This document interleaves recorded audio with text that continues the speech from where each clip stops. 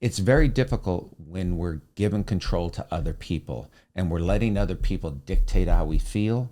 Many of us have jobs, many of us get paid, many of us do them legally. And at the same time, we still have this fear that maybe we're not going to get paid.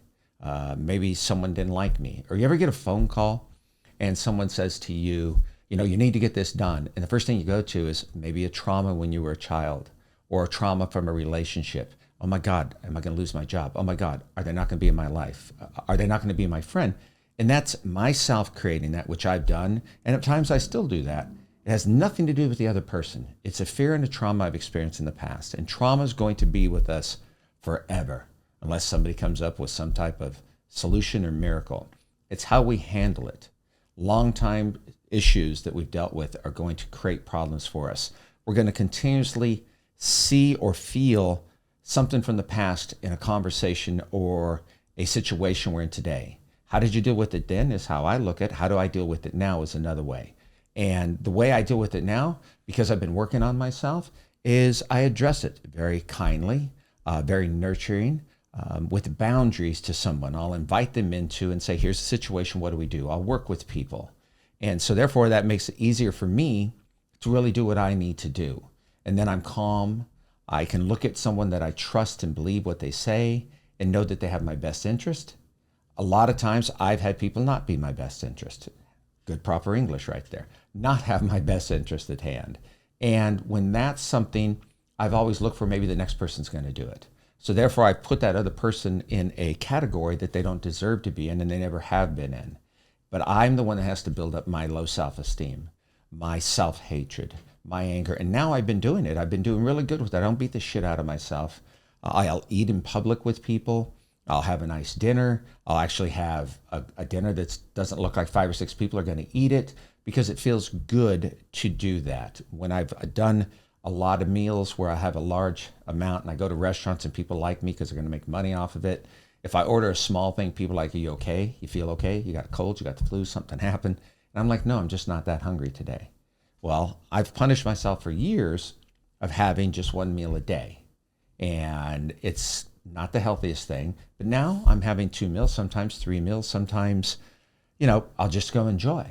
And that's an important thing, that I enjoy what I do. Because one of my big things is loving to eat. But I don't like to be in a situation like in a work situation where you're going to talk about work. It's going to be boring and it's not going to be fun. Food to me is just fun and it's nurturing and I love it. So I've gotten really good with that. And I wanted to let you know, the help that I've gotten from therapists and from listening to people I respect, people I admire. And when I say admire someone, I don't admire somebody just because you have a college degree, a PhD, own a company. Those are situations you've accomplished and gotten yourself into, which are wonderful. I admire people for their actions and what they've accomplished. Because no matter what, they're the good and bad of all of us. We do good things, we do bad things. Whether or not you're willing to admit it to yourself is the big problem. If you continuously get away with something and then you get caught, what's the first thing you're going to do? I know what I would do is I just keep that lie up.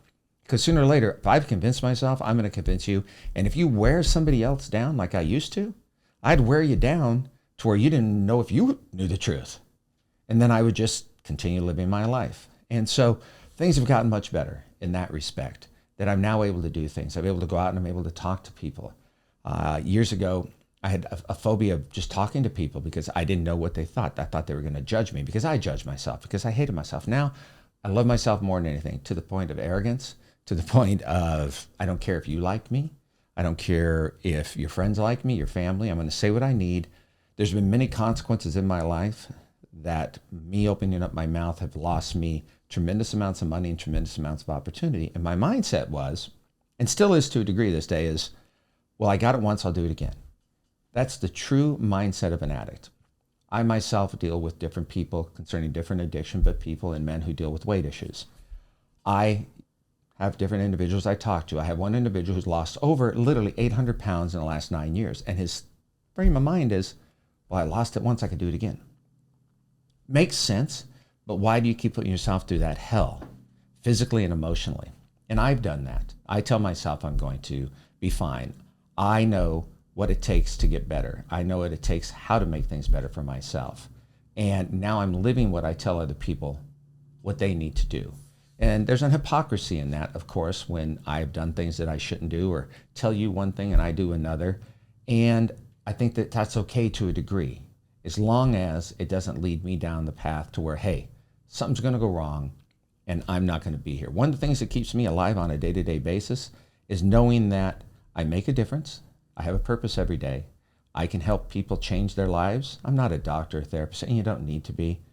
A lot of people think that doctors and therapists are wonderful, and they are, but it's about human experience. It's about living the life that you're teaching or working on, and that's important to me.